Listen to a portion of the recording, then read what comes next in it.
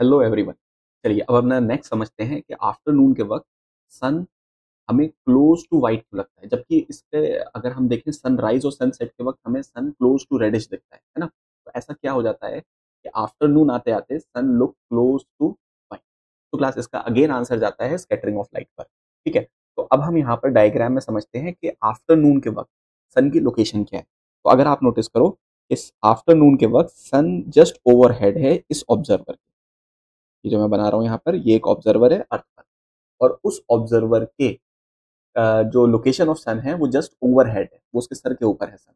तो उस वक्त जो व्हाइट लाइट सन से आ रही होती है वो इस एटमॉस्फेयर है, स्टूडेंट बहुत ध्यान से नोट करना है यहाँ पर, वो एटमॉस्फेयर के अंदर लार्ज डिस्टेंस ट्रेवल करती है, शॉर्ट डिस्टेंस। आंसर होगा वो शॉर्ट डिस्टेंस ट्रेवल करती है। तो यहाँ पर जब वो शॉर्ट डिस्टेंस ट्रेवल करती है तो जो एटमॉस्फेयर के पार्टिकल्स उसे मिलते हैं वो लेस मिलते हैं इन कंपैरिजन टू होराइजन।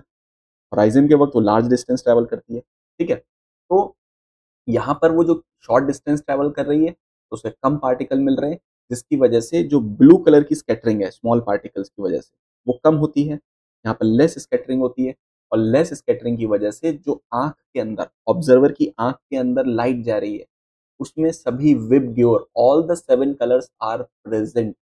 और जब ये सारे कलर प्रेजेंट होते हैं तो इसी वजह से उसको सन क्लोज टू व्हाइट दिख रहा होता है, क्लोज टू व्हाइट दिख रहा होता है। ठीक है, तो यहाँ पर जो क्रक्स है, जो इंपॉर्टेंट पॉइंट है, वो ये नोट करना है कि यहाँ स्कैटरिंग कम हो रही है।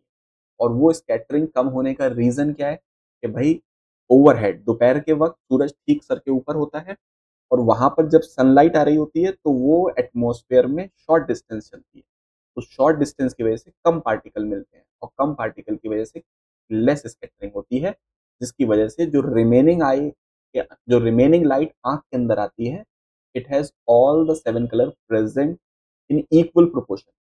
सभी सातों कलर बराबर से होते हैं ऑलमोस्ट, और जिसकी वजह से सन लुक क्लोज टू